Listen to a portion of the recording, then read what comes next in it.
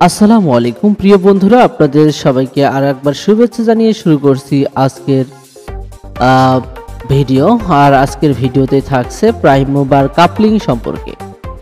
Prime মুভারের বিভিন্ন অংশ এবং বিভিন্ন প্রকার কাপলিং কি এটা আমরা আজকে জানবো এই ভিডিওর মাধ্যমে। আপনারা এখন দেখতে পাচ্ছেন একটি ছবির মধ্যে একটি জেনারেটরের অংশ, একটি কাপলিং, এই জায়গাটাকে বলা হয় কাপলিং।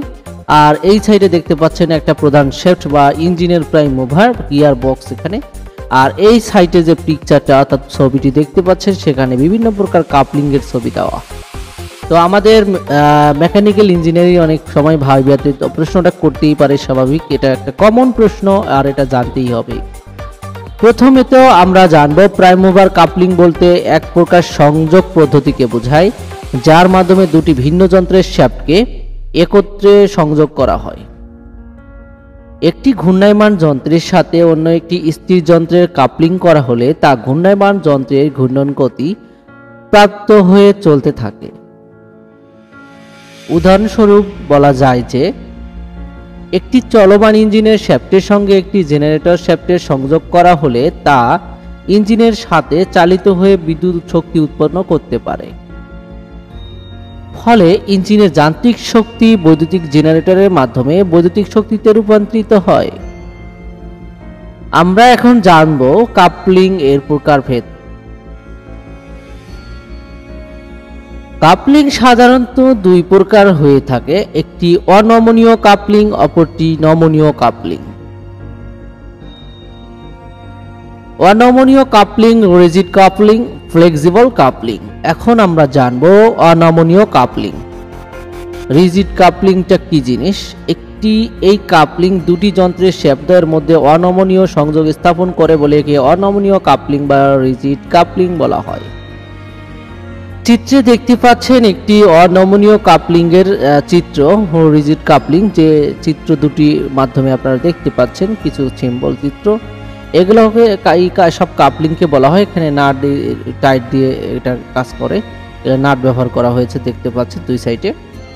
তো এই কাপলিংটাকে হচ্ছে রিজিড কাপলিং বলা হয়। অনমনীয় কাপলিং এর মধ্যে এখন প্রকারভেদ আমরা জানতে পারবো। নমনীয় কাপলিংকে 5টি ভাগে ভাগ করা হয়, যেমন ফ্রেন্ডস কাপলিং, হাইড্রো বা fluid coupling, slip coupling, camshaft coupling এবং চাবিবিহীন সংকোচন কাপলিং। Friends coupling. প্রথমত,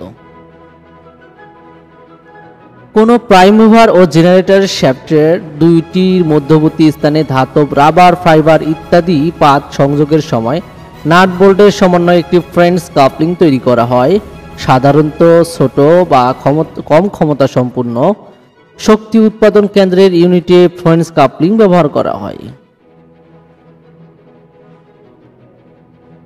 ফ্রেন্ডস কাপলিং দেখতে পাচ্ছেন, এটি একটি চিত্র, ফ্রেন্ডস কাপলিং এর চিত্র। ফ্রেন্ডস কাপলিংটা কিভাবে করা হয়? এই মাঝখানে একটি রাবারের ধাতব দিয়ে সেটাকে নাট বল্টুর সাহায্যে টাইট দিয়ে এই কাপলিংটা করা হয়ে থাকে।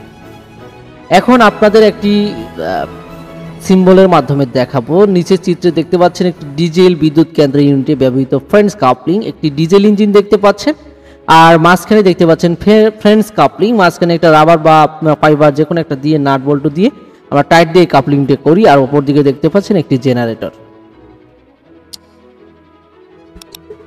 হাইড্রো বা ফ্লুইড কাপলিং।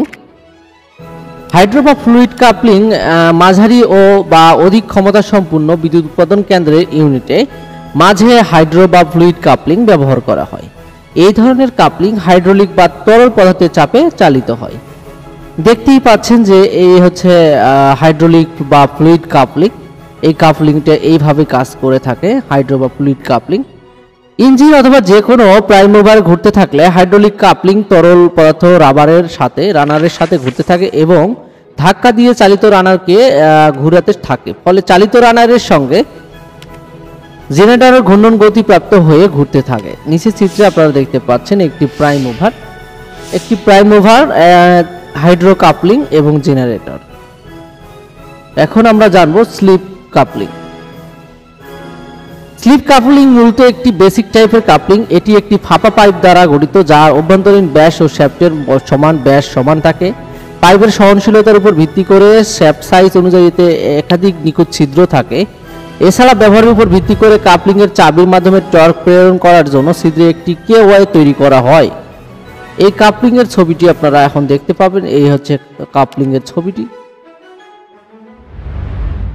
এটা হচ্ছে ড্রাইভিং শ্যাফট আর হচ্ছে হোলস বা বোল্টস, এখানে বোল্ট লাগানোর জন্য ব্যবহার করা হয়েছে। এটা হচ্ছে স্লিপ কাপলিং। এখন আমরা জানবো যে clamp shaft coupling. Clamp shaft কাপলিংটা কি জিনিস? এই কাপলিংটা সাধারণত বেশিরভাগ ব্যবহার করা হয় পানির পাম্পে, পানির হচ্ছে লাইনে সাধারণত। ক্লাম্প শ্যাফট কাপলিং এমন একটি ডিভাইস যা দুটি শ্যাফটের প্রান্তকে একত্রিত করার জন্য ব্যবহার করা হয়। একাধিক জনপ্রিয় একটি কাপলিং পদ্ধতি যার একটি ডিজাইন পদ্ধতি অনেকটা সহজ। উদাহরণস্বরূপ পানির পাম্পে বা দুইটি পাইপ বা শ্যাফটকে সংযোগ করার জন্য যে কাপলিং ব্যবহার করা হয় তা এক ধরনের ক্ল্যাম্প শ্যাফট কাপলিং। নিচের চিত্রে একটি ক্ল্যাম্প শ্যাফট কাপলিং দেখানো হয়েছে। Clamp shaft coupling. এখন দেখতে পাচ্ছেন যে চাবিবিহীন কাপলিং, যে কাপলিংটি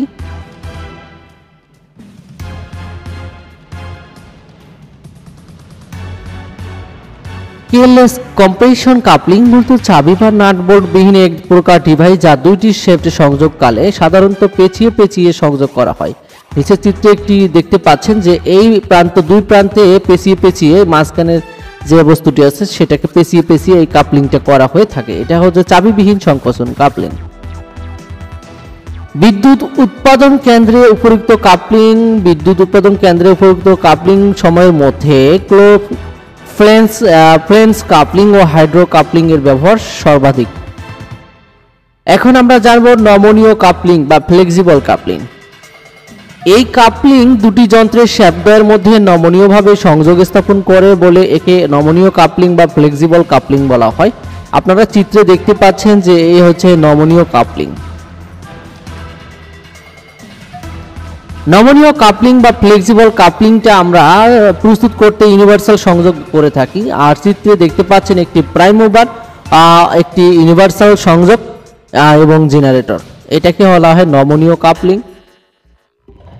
নমনীয় কাপলিংকে নমনীয়তার উপর ভিত্তি করে চারটি ভাগে ভাগ করা যায়: অনুদৈর্ঘ্য নমনীয়, কৌণিক নমনীয়, পার্শ্বদেশ বা সমান্তরাল নমনীয়, উচ্চ টরসিওনাল নমনীয়।